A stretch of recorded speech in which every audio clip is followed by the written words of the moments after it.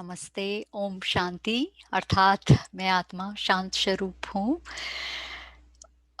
जैसे सुरेश चाचा ने कहा कि मैं संस्था से, ब्रह्म कुमारी से 6 साल, बल्कि अब 7 साल होने को आ रहे हैं, 7 साल से करीब जुड़ी हुई हूँ। इस संस्था के ज्ञान और योग मेडिटेशन से मुझे बहुत फायदा हुआ है, और इसी फायदे के कारण ही मेरे मन में एक बहुत जिसे कहना चाहिए इच्छा रहती है कि सबके जीवन में ये ज्ञान आए, और इस ज्ञान से जो सच्ची खुशी और शांति है वो मन में समा जाए। तो मैं खुद एक पेरेंट हूँ। जब मुझे ये ज्ञान मिला तो मेरा एक लड़का टीनेजर था, और दूसरी लड़की है, वो करीब 8 साल की होगी। और मुझे पहले तो यही लगा कि काश ये ज्ञान पहले मिल जाता तो और भी बच्चों का पालन खूब प्रेम से होता। ऐसे नहीं कि बहुत कमी थी, लेकिन फिर भी तो उस ज्ञान को जब जीवन में उतारा और पेरेंटिंग में लाया तो बहुत सुंदर अनुभव हुए, जो बच्चों को भी अनुभव हुए और उन्होंने आभास व्यक्त किया। तो तब लगता है कि सचमुच ये ज्ञान बहुत ऊंचा है। तो कई बार हम, आई थिंक कोई भी एक पेरेंट नहीं होगा जो कहेगा अपने बच्चे से प्यार नहीं है। ये आई थिंक हम सबका ही है कि हम अपने बच्चों से प्यार करते हैं, लेकिन जहाँ प्यार है वहाँ कोई कीटाणु हो नहीं सकता। जहाँ हेल्दी हेल्दी लव है, स्वस्थ है, निस्वार्थ है, वहाँ कोई कीटाणु हो नहीं सकता। और मैं क्रोध को, भय को, चिंता को, बोझ, पेरेंटिंग जब एक बोझ लगे, बंधन लगे, तो ये सब कीटाणु हैं। ये दोनों एक साथ नहीं रह सकते हैं। जहाँ प्रेम है वहाँ गुस्सा हो नहीं सकता। जहाँ प्रेम है वहाँ चिंता, भय हो नहीं सकती। इसीलिए, क्योंकि ये दो एकदम विपरीत इमोशंस हैं। कोई भी आप पूछो तो ये जरूर कहेंगे कि भय, क्रोध, चिंता नेगेटिव है, क्योंकि अपन जब ये महसूस करते हैं तो मन बहुत बेचैन होता है, घबराता है। तो ऐसे समय में अगर प्यार हो अंदर मन में तो मन कितना अच्छा महसूस करता है। तो जब हमें अंदर से ही पता है कि ये दोनों का अनुभव क्या है, तो हम कैसे कह सकते कि मैं प्यार करता हूं तुमसे, इसलिए तो तुम पे चीख रहा हूं, तुम्हारे अच्छे के लिए तुम्हें डांट रहा हूं। ये हमारी ही कहीं ना कहीं कमजोरी है। और दूसरा ये कि प्यार है इसीलिए तो इतनी चिंता है। ये भी, ये सारे हमने जो लॉजिक बना रखे हैं अपने जीवन में, ये सूचक है हमारी ही कोई ना कोई कमी की। और मेरे हिसाब से स्वार्थ की, कहीं ना कहीं कोई स्वार्थ है, इसी कारण ये कीटाणु हमारे अंदर हैं। तो ये आज का जो सेशन है, आज हम दो कीटाणु, एक तो गुस्सा, आक्रोश कह लीजिए, ए, और दूसरा बी, बोझ। जब पेरेंटिंग एक बंधन या बोझ लगे, ये दो के ऊपर हम विशेष ध्यान देंगे। और इनको कैसे हम, इन कीटाणुओं को निकालें, सूक्ष्म है लेकिन है बहुत पावरफुल। तो जब हमारे पेरेंटिंग में कहीं पर भी ये दो कीटाणु ना रहें, और बाकी भी कई हैं, तो तब हम कहेंगे कि ये जिम्मेवारी जो है अति सुखदाई है, इसमें खुशी ही खुशी है और कुछ नहीं। तो इसमें जाने से पहले हम एक छोटा सा मेडिटेशन करते हैं। तो मेरे साथ जुड़िए। मैं कुछ संकल्प क्रिएट करूंगी, और आप इन संकल्पों को अ, अपने अंदर, अपने मन में समाइए, इन्हें स्वीकार कीजिए, और फिर हम ये सेशन चालू करते हैं।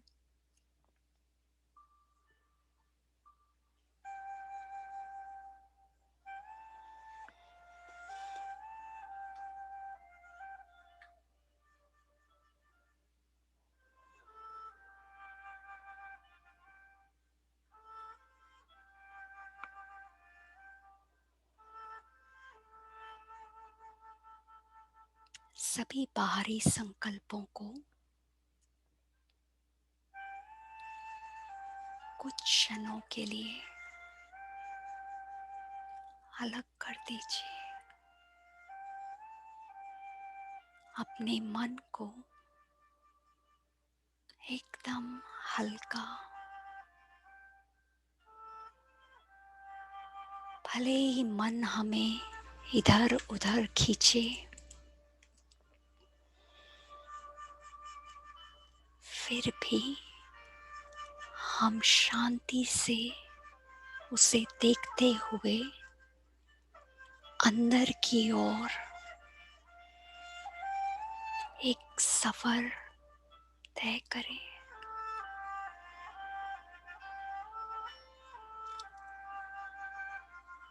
हमने सारी जिंदगी बाहरी दुनिया में बिताई है, लेकिन अंदर सबसे सुंदर बीइंग, आत्मा से मुलाकात, अर्थात स्वयं के साथ समय।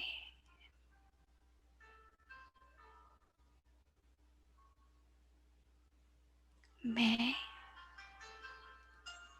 एक शांत, प्रेम और पवित्रता से भरपूर आत्मा, ज्योति हूँ।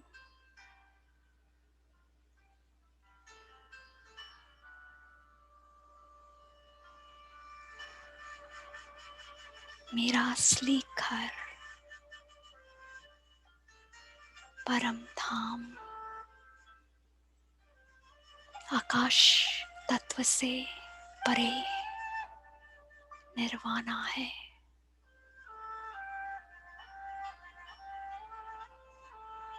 मैं शांति लोक की रहवासी, बहुत दूर से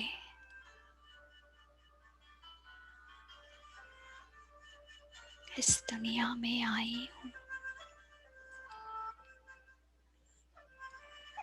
खाली हाथ आई और एक दिन रिश्ते, पढ़ाई, घर सब कुछ छोड़कर खाली हाथ वापस जाना है। मैं अति भाग्यशाली आत्मा हूँ, क्योंकि मेरी जरूरत बहुत सूक्ष्म जरा सी है।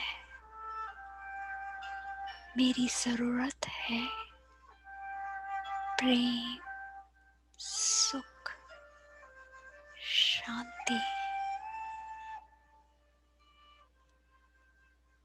और मैं एक ब्लेस्ड आत्मा अपने भीतर एक खजाना भरपूर लेकर आई हूँ। और ये मूल कारण क्यों है, क्यों हम इतनी अपेक्षाएं रखते हैं? क्योंकि हमें जो है ऐसे ही खुश रहना आता नहीं है कि भैया खुश रहो ना। नहीं नहीं, ये जब एक्सपेक्टेशन पूरी हो तब मैं कहीं जाके खुश हूं, शांत रहूं। जब तक ये पूरी नहीं हो सकती मैं खुश कैसे रह सकती हूँ? मेरे बच्चे, मैंने इनके लिए इतना किया, ये इतनी भी बात नहीं मानते, मेरा नहीं सुनते। और चलो सुन भी लें, लेकिन हम करते ही जाएं, करते ही जाएं, तो फिर वो कितना सुने? क्या उनकी भी कुछ अपनी आवाज, अपनी सोच है या नहीं, या हम उन्हें कठपुतली बनाकर रखना चाहते हैं? कई बार थोड़ा सा अलग होके बैठ के सोचना चाहिए। एक बहुत अच्छा एक्सरसाइज है अपना बैठ के रात को लिखना, मैंने कितनी सारी अपेक्षाएं रखी आज बच्चों से, और उन अपेक्षाओं के कारण कितने बार क्रोध किया। तो कई पूछेंगे कि बिल्कुल अपेक्षाएं ही ना रखें, कुछ भी ना रखें, ऐसे कैसे जिए? तो उसके बारे में भी हम चर्चा करेंगे। हाँ, कुछ बाउंड्रीज हैं, अर्थात कुछ लॉज और नियम, कुछ अपेक्षाएं हैं जो हर रिश्ते की हम कहेंगे होनी चाहिए। कि ऐसे नहीं कि कुछ भी बदतमीजी से बात करें, ऐसे नहीं कि अपनी मनमानी हर बात पे करें, कुछ तो होना चाहिए। लेकिन वो होना एक अलग बात है कि पेरेंट्स की जिम्मेवारी है, इसलिए ये रूल्स आपकी सेफ्टी के लिए, आपकी अच्छाई के लिए बनाया गया है। आपका इसमें भला है, इसमें मेरे भले की कोई बात नहीं है। लेकिन जब हम अपना भला, अर्थात अपनी शान, मेरी शान तभी है जब ये मेरी एक एक बात माने, उस तरह से सोचते हैं, तो फिर हमें अपमान लगता है जब हमारी बात नहीं मानी जाती। तो जहां ये अपमान का एहसास होता है, वहां क्रोध एकदम जोर जोर से, भले कई बार हम उसे रोक के रख लेते हैं कि चलो ठीक है, क्या करें, सहना पड़ता है, आजकल के बच्चे ही ऐसे हैं, तो अंदर ही अंदर उसको पालते रहते हैं। और फिर एक दिन इतना अंदर भर जाता है, वो बाहर निकलता है। ये सारे जो गेट्स बंद करके रखे हैं एकदम खुल जाते हैं और जोर से, खूब जोर से निकलता है। तो ये अंदर ही क्यों आ रहा है? मूल कारण जैसे बताया, अपेक्षाएं, और अपेक्षाएं इसलिए कि खुशी की जिम्मेवारी, हमारे सम्मान की जिम्मेवारी बच्चों को दे दी है उल्टा। अर्थ हमें एक्चुअली उन्हें खुशी और उन्हें सम्मान देना चाहिए, उन्हें बताना चाहिए कि सम्मानमय जीवन क्या होता है, खुशियां हमें बतानी है कि सही तरीका क्या है। लेकिन जब पेरेंट्स ही खुद ऐसा सोचने लग जाते कि ये करे, ये खाना खा लें तो मुझे खुशी और शांति मिले, ये पढ़ाई पढ़ के कुछ बन जाए तो मुझे कुछ मिले, ये मेरी हर बात माने तो मैं अपने आप को सम्मान दूं, तो ये सोचने की बात है। फिर हम इसमें ये लॉजिक लगा लेते कि अरे हमने भी तो दिया है, ऐसा थोड़ी कि हम नहीं दे रहे, हम कितना कर रहे, जाग रहे, पैसे कमा रहे, सब कुछ है ही बच्चों के लिए, तो हम दे रहे तो क्या उनको भी नहीं देना चाहिए? तो ये जब ये लेन देन का रिश्ता बन जाता, अर्थात हम बिजनेस को घर में ले आते, रिश्तों में बिजनेस डील करने लगते, तो फिर ये कीटाणु बहुत जल्दी अंदर आने लगते। और जब तक ये लॉजिक रहेगा, ये कीटाणु ही हमारे प्यार का सूचक है, और कीटाणुओं के कारण ही, कीटाणु नहीं है, हमारा प्यार है, तो ये कीटाणु अंदर बढ़ेंगे। ये सोच ही हमको बहुत नुकसान करती है। इसीलिए समझना कि गुस्सा प्रेम का सूचक नहीं है, भय बोझ ये प्रेम का सूचक नहीं है, इसमें जरूर हमारे संबंध में कुछ गड़बड़ हुई है, तभी ये कीटाणु हमारे अंदर आए हैं। तो मूल कारण है, हम खुशियों की जिम्मेवारी, अपने सम्मान की जिम्मेवारी, इतनी बड़ी जिम्मेवारी अपने बच्चों को दे दी है। जिम्मेवारी हमारी थी लेकिन बच्चों को दे दी है, तभी ये गुस्सा आता। और गुस्से से नुकसान अनगिनत है, अनगिनत। लेकिन सबसे पहले तो अपने स्वास्थ्य के लिए ही कितना नुकसानकारक है, यहाँ पर कुछ डॉक्टर्स भी हैं, इस मुझसे बेहतर वो बता सकते हैं। लेकिन कभी आप पूछिएगा डॉक्टर से भी क्या नुकसान करते हैं। लेकिन ये लिवर को, हाई ब्लड प्रेशर, कई कई कई बीमारियां क्रोध के कारण अपने अंदर शरीर में आती है। मन की बीमारियां शरीर की बीमारियां को ले आती है। तो जो नुकसान शरीर को करता, वो संबंध में फायदा लेकर आए, ये नासमझी की ही बात है। जब हम कहते हैं कि प्रेम है तभी तो मैं गुस्सा कर रही, तो ये सोचने की बात है, जो चीज शरीर को नुकसान करती वो रिश्ते में फायदा, ये कैसा लॉजिक है? दूसरा, जब हम गुस्सा कर रहे होते तो उस समय हमेशा गुस्से का मूल आधार ही ये होता है कि दूसरे की बेइज्जती करना। ये दूसरे का निराधार है, निराधार करना है। और एक तरह से हम चाहते हैं कि बच्चे का कॉन्फिडेंस हो। कैसे बच्चों में कॉन्फिडेंस लाएं? ये एग्जैक्ट ऑपोजिट है। ये कॉन्फिडेंस के बजाय बच्चों में लो कॉन्फिडेंस पैदा करता। सबसे ज्यादा अगर फर्स्ट 10 इयर्स बच्चों को प्यार और कॉन्फिडेंस की जरूरत है, वो बहुत इजीली बच्चों में अनकंडीशनल लव पेरेंट्स का अगर मिल जाए तो कॉन्फिडेंस बहुत अच्छा हो सकता है। और भी कई कारण हैं कॉन्फिडेंस के, ऐसे नहीं कि सिर्फ पेरेंट्स ही ला सकते और नहीं ला सकते, ऐसा नहीं है। लेकिन मूल आधार कॉन्फिडेंस आने का है ही सच्चा निस्वार्थ प्रेम। जो इतनी सिक्योरिटी हो बच्चे के अंदर कि मुझे पता है कुछ भी हो जाए, मेरे से कुछ भी गलती हो जाए, मैं कुछ भी कर डालूं तो भी मेरे माता पिता का प्रेम हृदय से नहीं जाएगा। इतना जब कॉन्फिडेंस बच्चे में होता, वो कॉन्फिडेंस बाहर अवश्य दिखता है। सिर्फ गलतियों का ही नहीं, कि मैं भले ही अच्छा ना करूं तो भी मुझे पता है मेरे पेरेंट्स कहते हैं मैं अच्छा करूंगा जीवन में, मेरा जीवन बहुत बढ़िया रहेगा। ये मेरे पेरेंट्स का कॉन्फिडेंस है। और कभी हिलते हुए ही नहीं देखा, हमेशा उनके मुंह से यही सुना है कि मैं बहुत आगे जाऊंगा, बहुत अच्छा करूंगा। जब ऐसा विश्वास और अंदर में सिक्योरिटी हो जाती बच्चों के मन में, तो वो इतना कॉन्फिडेंस पैदा करता। और यही क्रोध, भले ही हम बहुत ना करते हों, हालांकि एक्चुअली ये करने लग जाओ तो पहले तो शायद शुरू हो आगा मे बी साल में कुछ बार गिनती कर सको, फिर उसके बाद होता है महीने में 3-4 बार कर लिया, फिर ऐसा होता है हफ्ते में 10-15 बार कर लिया। फिर ऐसा समय आता है कि दिन में 15-20 बार डांट ना लो तब तक खाना हजम नहीं होता। ये इस तरह की बीमारी है जो जितना यूज करो क्रोध को, उतना ही तेजी से बढ़ता है। तो क्रोध अर्थात बच्चे का स्वमान, कॉन्फिडेंस छीन लेना। क्योंकि ये डायरेक्ट, तेरा कुछ नहीं हो सकता, जो शब्द निकलते हैं वो आप थोड़ा कभी चिंतन कीजिएगा। कुछ खाता नहीं है, तेरे में तो ये कमियां रह ही जाएगी, पता नहीं बड़ा कैसे होएगा, या तेरे में ये कैसे आएगी, वो कैसे आएगी। ये सारे जो एक तरह के श्राप हैं हमारे मन से निकलते हैं, ये बच्चे के कॉन्फिडेंस को बिल्कुल नाश करते हैं। और कई बार हम कहते हैं अगर डांटो नहीं तो पढ़ते नहीं, टीवी ही देखते रहते हैं। सपोज बच्चा जिस समय पढ़ना होता है उस समय टीवी देख रहा है या कुछ छुप छुप के कुछ कर रहा है, हमने जाके उसको खूब जोर जोर से चीख दिया, डांट दिया, कहेंगे उसकी औकात दिखा दी। इतना घमंड आ जाता है पेरेंट्स में कई बार, कहते हैं उसको सही ठिकाने पे दिखा दिया, अब कभी नहीं खेलेगा वीडियो गेम। नहीं, बच्चे इतने मासूम होते हैं, उनको यही बात रजिस्टर होती है उस गुस्से में कि पेरेंट्स के सामने कभी पकड़ी नहीं जानी चाहिए ये चीज। क्योंकि उनको गुस्सा आता है, ये करना उनको ठीक नहीं है।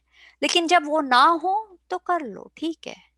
उन्हें ये नहीं समझ में आता कि क्यों और किस लिए। हालांकि हम सब सुना डालते हैं कि कुछ नहीं होगा, तू जिंदगी में कुछ नहीं बनेगा, ये वो अलग अलग चीजें। मैं सब कुछ थोड़ा सा एग्जैजरेट करके, मतलब बहुत बड़ा चढ़ा करके बता रही हूँ। तभी आई थिंक ये बात कई बार अच्छे से रजिस्टर, मेरा कहने का ये अर्थ नहीं है कि हम सब इतना करते हैं। लेकिन हो भी जाता है कई बार, क्रोध में क्या क्या कह डालते हैं उसका कोई आइडिया ही नहीं रहता हमें। बहुत तरह के श्राप दे देते हैं बच्चों को।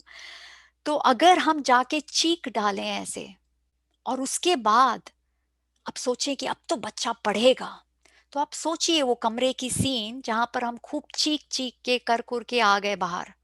अब वो बच्चे को पढ़ना है क्योंकि घबरा गया है। अब उसे ये भी लग रहा है कि मेरे, अगर समझ आ गई, सपोज इतना मासूम नहीं, थोड़ा समझ आ गया, पेरेंट्स की ओपिनियन बच्चों को मैटर करती है। शुरू में तो स्पेशली बहुत मैटर करती है।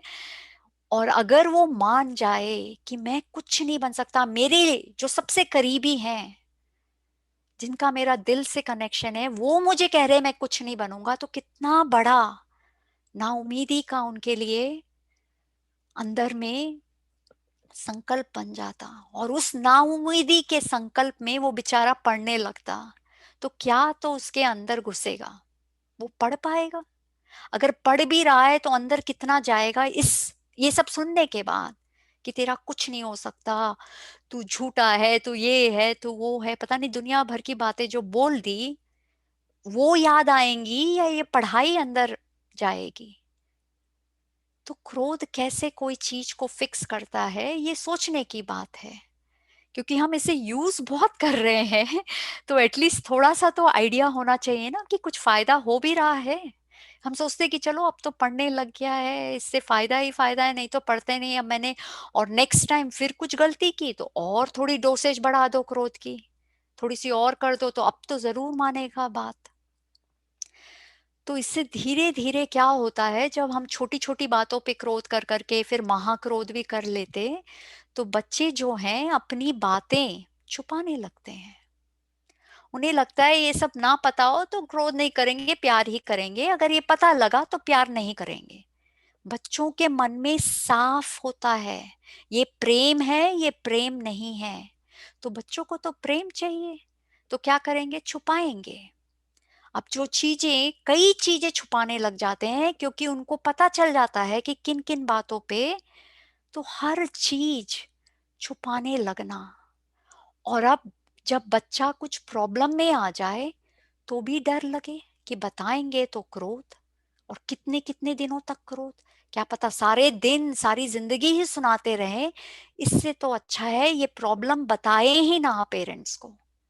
अब सोचिए आप, कुछ बड़ी डेंजर में है बच्चा, टीनेजर में है या कॉलेज पहुंच गया है या कुछ तकलीफ में है, आपको नहीं बताना चाह रहा, क्योंकि पता है बताएंगे तो खूब चिल्लाएंगे, सुनाएंगे 10 बातें।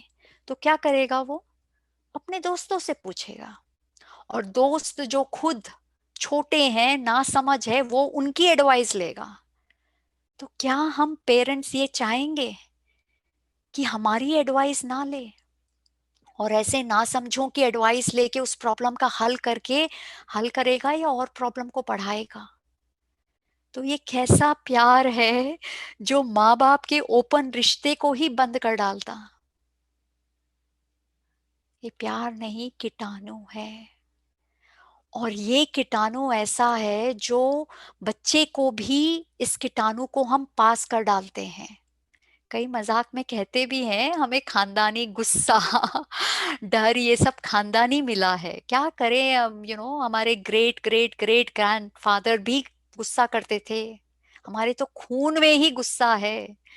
जैसे कि जब तक खून बदली ना करो तो गुस्सा जाएगा ही नहीं।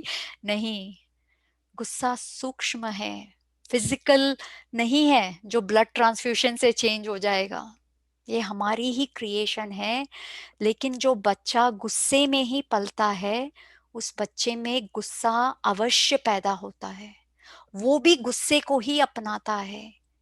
और गुस्से से जो शरीर को नुकसान है वो तो हमें जानते ही हैं। तो ये नुकसानदायक कीटाणु हम सौगात में बच्चे को भी दे डालते, वो भी सारी जिंदगी गुस्सा करना सीख जाता। तो कितना नुकसान है। सबसे बड़ा शांति हर आत्मा की श्वास है। इसके बिना आत्मा बहुत ज्यादा अनकंफर्टेबल हो जाती है। जैसे शरीर को पानी, खाना, भोजन चाहिए, आत्मा को सुख, शांति, प्रेम चाहिए। और जहां गुस्सा है वहां शांति तो है ही नहीं, हो ही नहीं सकती, राइट? तो जब ये इतनी सारी चीजों को, आत्मा की मूल जरूरत हमारी ही नहीं हमारे बच्चों की भी है, उनकी शांति को भी भंग कर डालता, राइट? और ये जो हम गुस्सा करके खूब खूब बोल डालते, उसके बाद जो पश्चाताप के आंसू होते, वो कई साल चलते हैं।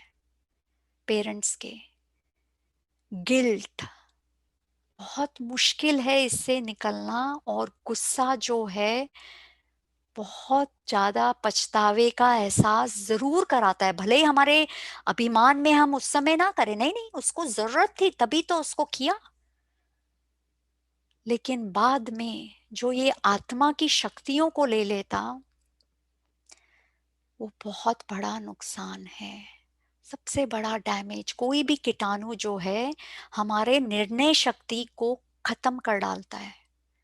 कि क्या सही क्या गलत कुछ समझ नहीं होती। हालांकि गुस्सा करने वाला सोचेगा मेरी जैसे समझ तो किसी की नहीं है, लेकिन उससे ज्यादा बेसमझी कोई और हो ही नहीं सकती।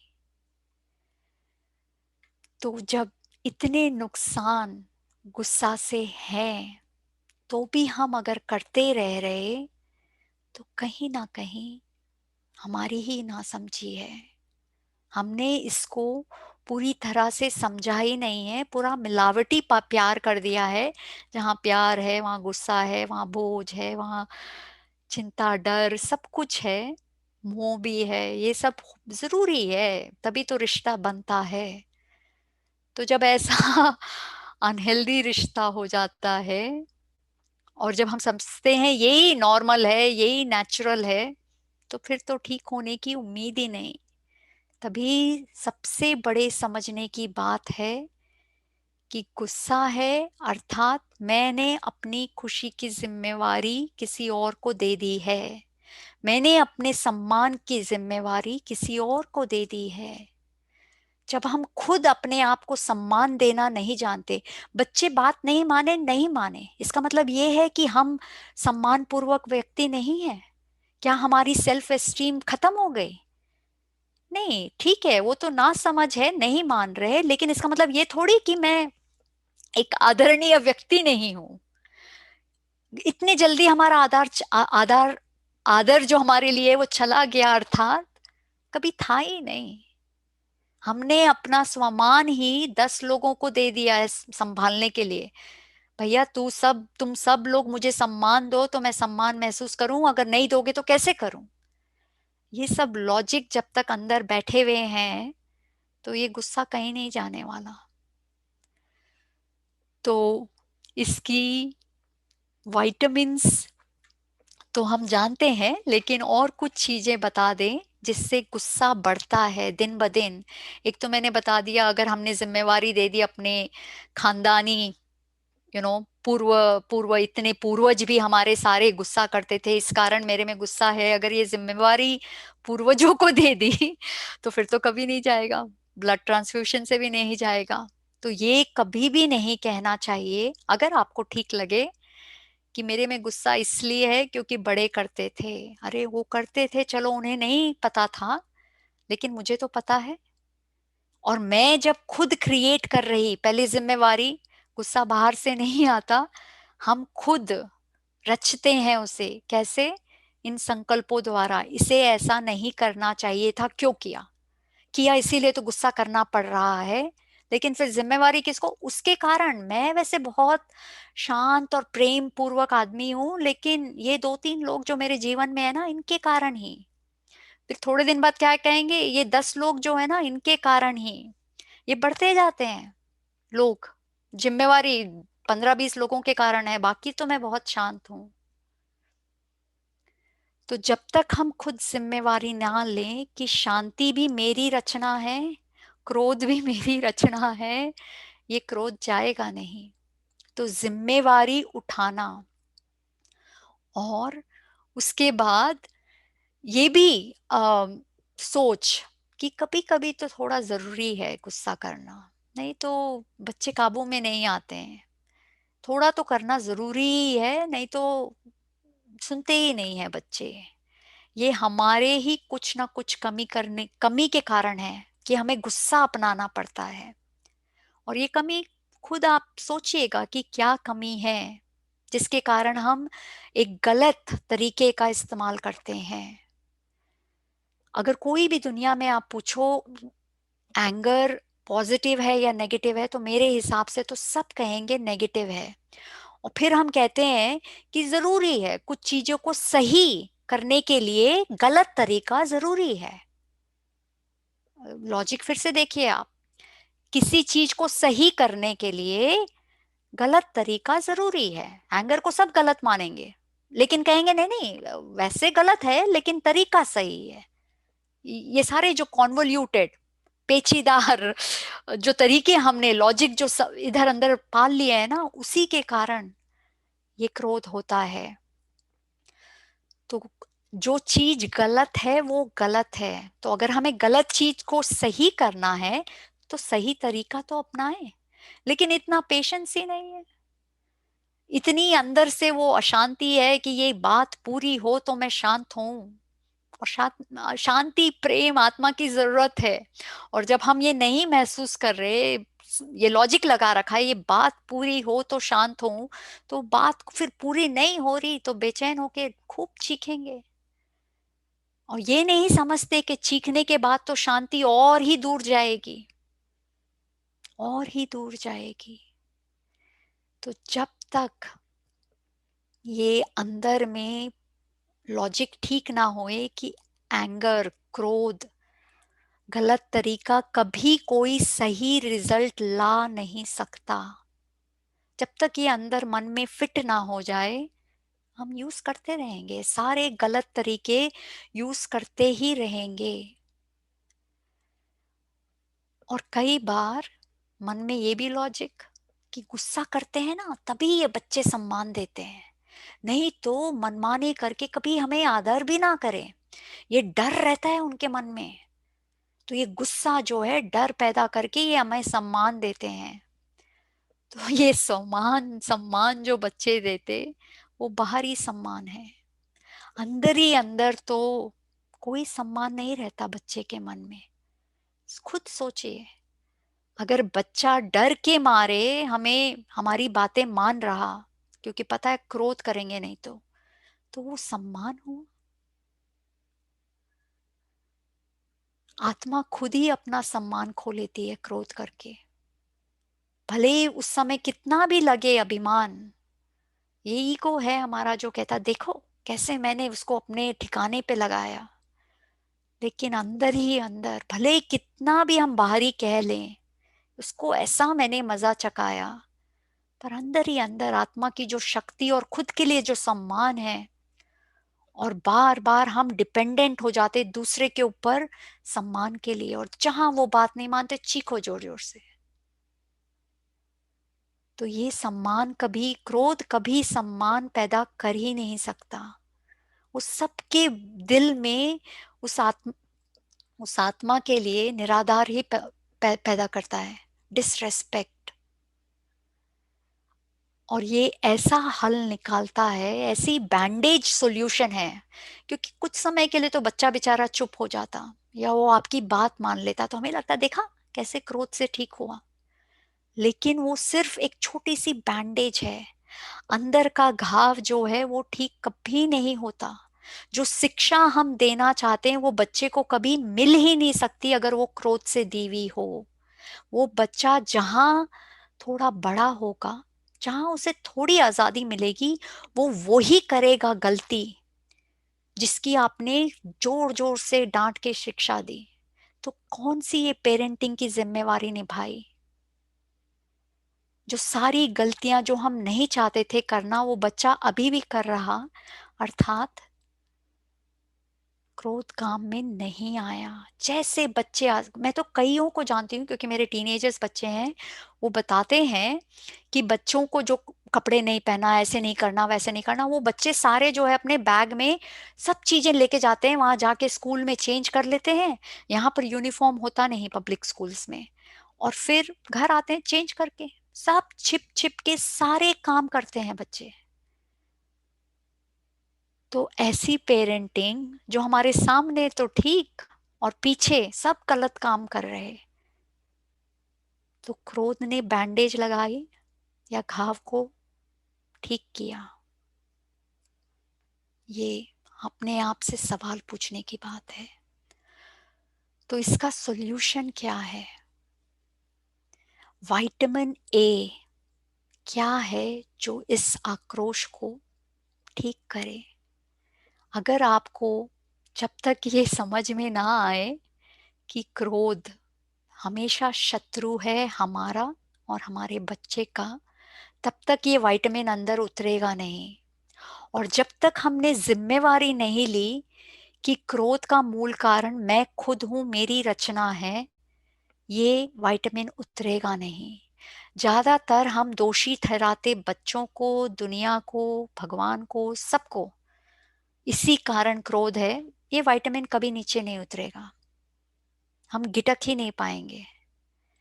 इसीलिए मेरी रिक्वेस्ट है कि आप सब इस पर जरूर सोचें और सोच कर ही देखें कि आपको अगर लगता है ये कीटाणुओं की जरूरत है, मैं तो इसे कीटाणु ही कहूंगी, तो जरूर संभालें, बढ़ेगा जरूर ये खजाना। और इसकी रियली विटामिन ए एक्सेप्टेंस है। A for acceptance. एक्सेप्टेंस अर्थात स्वीकार कर लेना। एक्सपेक्टेशन का एग्जैक्ट ऑपोजिट है ही स्वीकृति। कई बार जो सत्य है, रियलिटी है, वो बहुत दर्दनायक भी होती है, कंफर्टेबल नहीं होती है, लेकिन यही सत्य है इस समय। उसको स्वीकार कर लेना, क्वेश्चन नहीं, ऐसा क्यों, ऐसा नहीं होना चाहिए, ये कैसे हो सकता है, ये क्या है।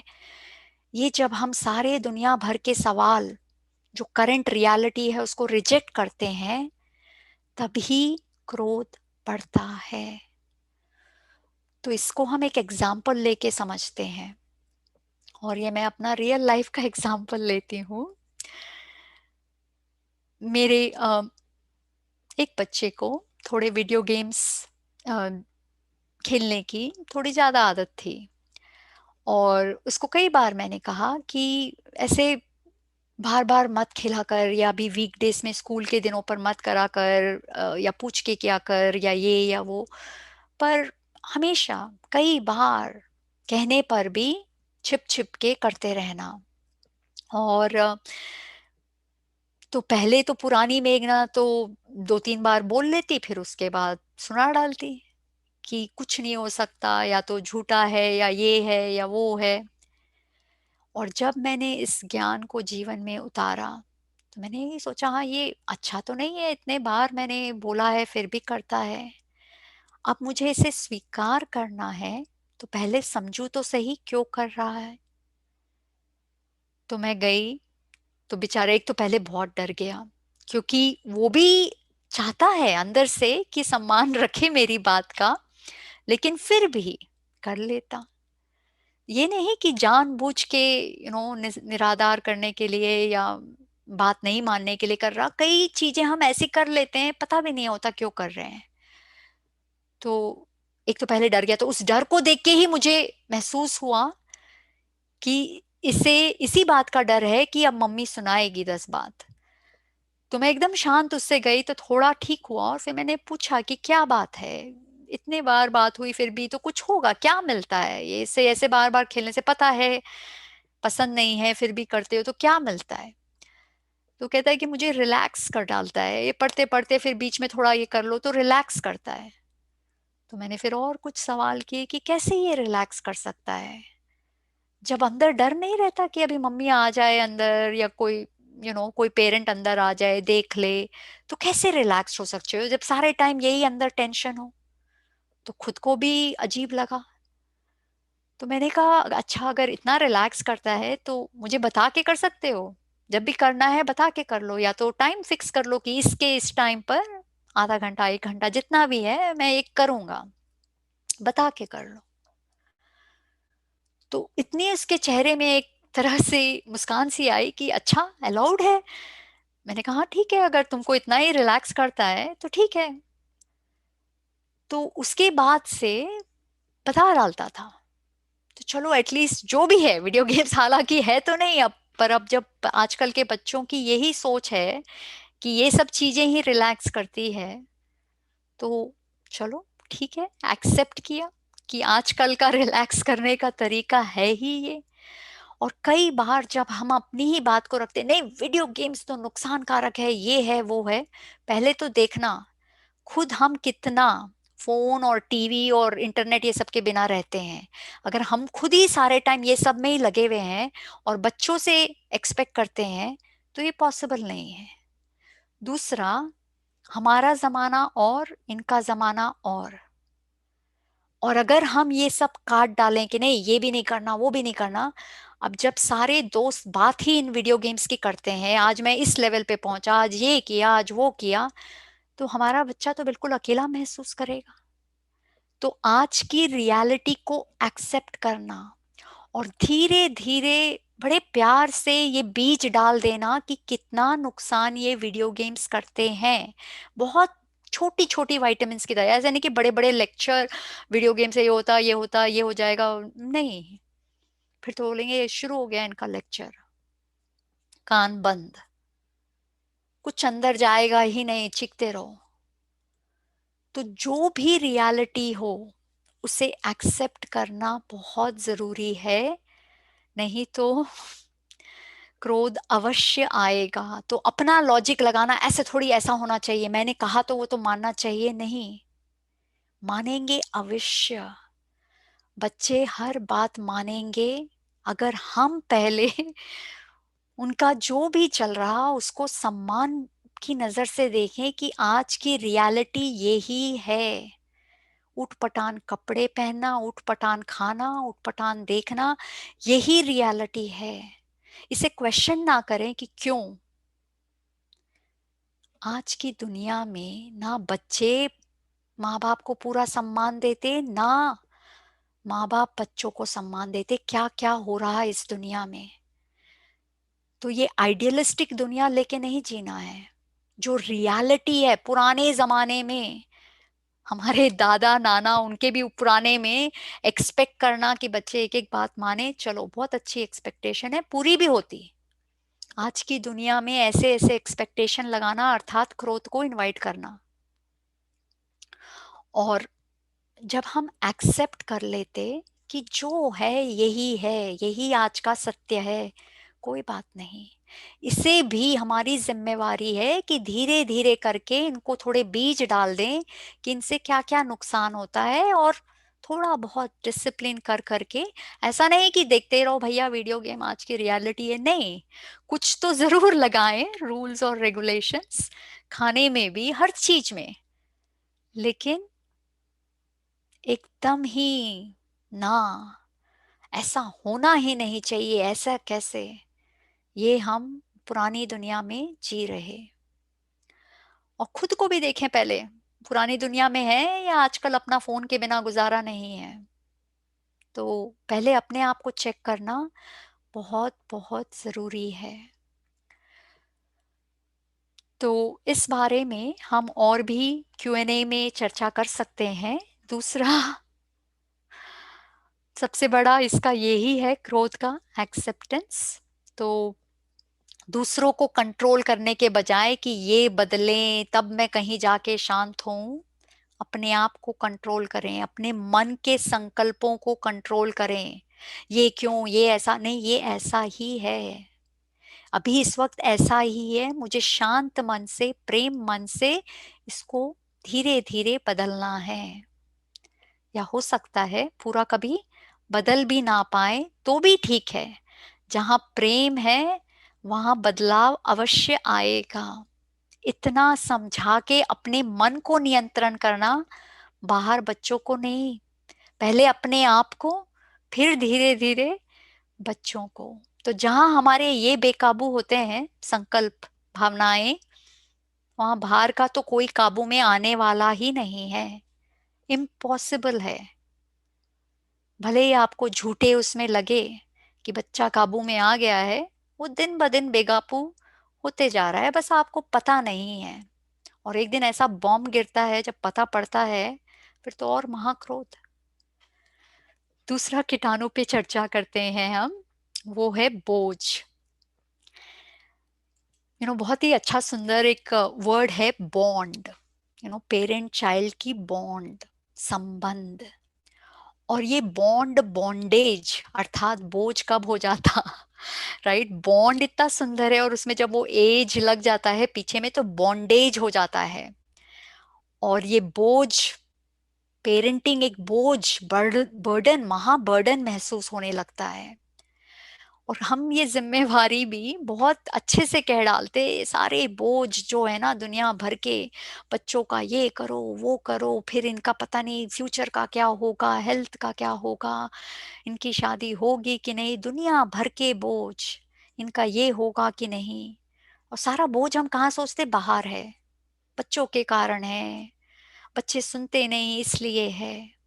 ये बोझ एक्चुअली बाहर है ही नहीं। हमने अपने संकल्पों द्वारा ये अंदर बोझ पैदा किए हैं। अगर बोझ बाहर होता ना तो सबको एक जैसा लगता। सबके बच्चे हैं, दो भी हैं, तीन भी हैं, ज्यादा भी हो। वह हम क्या कहते हैं, नहीं उसका एक है, उसका एक भी नहीं है ना, तो देखो उनकी जीवन कितनी अच्छी है, और उनके बच्चे तो इतने अच्छे हैं ना, तभी तो। हमारे तो ऐसे हैं इसीलिए तो इतना बोझ है। या हमारे बच्चों में इतनी परेशानियां हैं ना, तभी तो बोझ है। एक जैसे बच्चे होने पर भी आप देखेंगे दो माँ बाप के बोझ का महसूसता बिल्कुल अलग होती है। जब तक ये बात हमें समझ में ना आए कि ये बोझ बाहर है ही नहीं। पेरेंटिंग सबसे सुंदर संबंध है, बंधन नहीं है। बंधन हम बनाते, और जहां ये बंधन लगता वो बोझ हो ही जाता। और बंधन लगता है प्रेम की कमी के कारण। और फिर कहते नहीं प्रेम तो बहुत है। तो समझने की बात है, जहां प्रेम है तो इतना बोझ क्यों लग रहा, क्यों बोझ लग रहा है, ये सोचने की बात है। तो हम इसका मूल कारण जानते हैं। बोझ का मतलब ही ये है कि ये जो है सारे टाइम ऐसा लग रहा है कि कूली होता है ना उसके सर पे कितना बोझा होता है। कितने कितने सूटकेस इंडिया में ऊपर लगा के बेचारे चलते हैं, कितना बोझ होता है। वो तो फिजिकल बोझ है, चलो वो बेचारा रात को उसको उतार के फिर भी सो जाता है, थका हारा सो जाता है। लेकिन जो ये पेरेंटिंग का बोझ माथे पे हम लगाते हैं ना, उसमें तो रात को नींद भी नहीं आती। सुबह उठते हैं तो भी लगता है ये कूली का बोझा तो उतरा ही नहीं। सारा सारा जीवन इस बोझ के साथ जीते हैं, कितना आत्मा थक जाती है। शरीर की थकान तो चलो थोड़ा लेट जाओ, काम नहीं करो, थोड़ी कम हो जाए। लेकिन जब आत्मा ही थक जाए तो कैसे उसकी थकान दूर करो। तो ये बोझ, जो इतने बोझ हमने जो पाल रखे हैं, क्यों ये बोझ हैं, इसका मूल कारण है बर्डन ऑफ रेस्पॉन्सिबिलिटीज, जिम्मेवारियों का बोझ। और इसका बोझ का भी कारण हम बच्चों को ही दे देते हैं। क्या करें, बच्चों के इतने सारे काम करना, उनका फिनेंस सिक्योर करना, उनके खान पान का ध्यान रखना, उनके हेल्थ का, उनके फ्यूचर का, इतनी जिम्मेवारियां हैं तो बोझ ही है। तो ये जिम्मेवारियों को इतनी गलत तरीके से समझना ही मूल कारण है। और जिम्मेवारियों का दोष भी कई बार बच्चों को दे देना। पेरेंट बनने की जिम्मेवारी किसने उठाई? बच्चों ने तो नहीं कहा कि हमें लाओ, हम खुद ही निर्णय किए, डिसीजन लिया कि पेरेंट बनना है, एक का, दो का, तीन का। ये हमारा डिसीजन था। तो जब खुद ने ही तय किया, और ये पता था पेरेंट बनना अर्थात जिम्मेवारी का पड़ना।